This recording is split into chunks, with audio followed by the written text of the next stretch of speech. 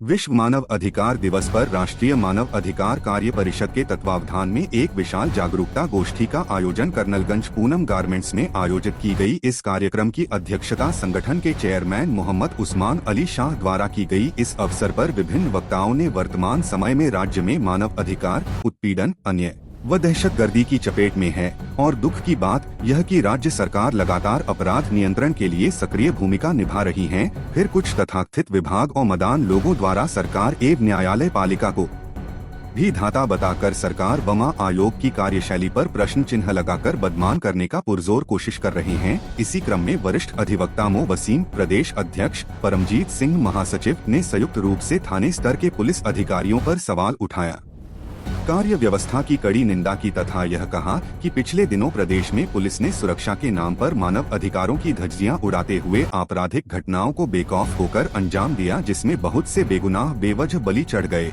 जिससे वैमनस्यता की बू आती है। देखिए, मेरा नाम मोहम्मद उस्मान अली शाह है।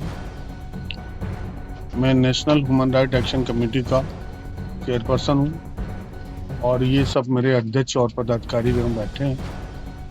आज चूंकि वर्ल्ड ह्यूमन राइट डे है, यानी विश्व मानव अधिकार दिवस, ये पूरी दुनिया में बड़ी शिद्दत और उससे मनाया जाता है।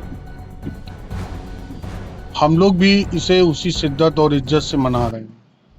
आज ये गोष्ठी इसलिए रखी गई कि देश में मानव अधिकारों का जो उत्पीड़न का गिराफ है वो बहुत तेजी से बढ़ गया है और ग्राफ बढ़ने की वजह से तमाम उत्पाती ताकतों को बल मिला है और वो लोग अपने एक आदमी को कोई गार्ड नहीं दे सकता।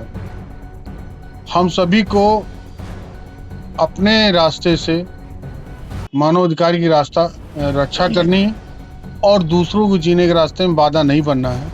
इस पर हमारी आज ये गोष्ठी थी। विश्व मानव अधिकार दिवस पर मैं इतना कहना चाहूँगा कि देश में मैं न्यायपालिका का बड़ा सम्मान करता हूँ। अगर न्यायपालिका नहीं होती तो देश की व्यवस्था इतनी इस हद तक बिगड़ जाती कि आप उसको सोच नहीं सकते। हमारी इस संगठन की जानिब से हम लोग पिछले कई वर्षों से बराबर कोशिश कर रहे हैं कि देश में एक अच्छी व्यवस्था स्थापित हो और लोगों के संग जो अनाचार, दुराचार, वैमनस्यता और न जाने कितने प्रकार से उत्पीड़न हो रहा है उसे रोका जा सके। कई हद तक हम लोग उसमें सफल हुए हैं और आगे भी बढ़े हैं, लेकिन हम पूरा सिस्टम नहीं है।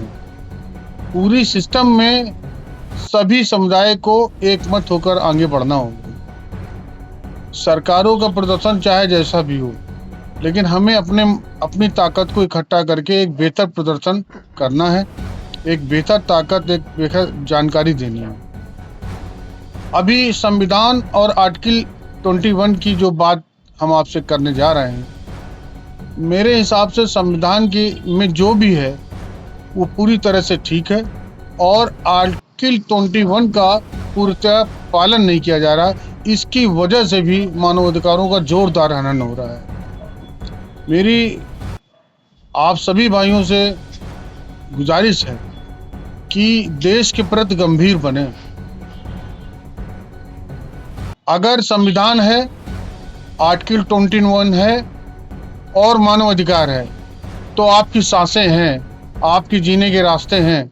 वरना अगर बातों को और लोग अपनी जिम्मेदारियों को इग्नोर करते रहे, समझा नहीं, तो जल्द ही वो एक बड़ी मुसीबत में फंसेंगे।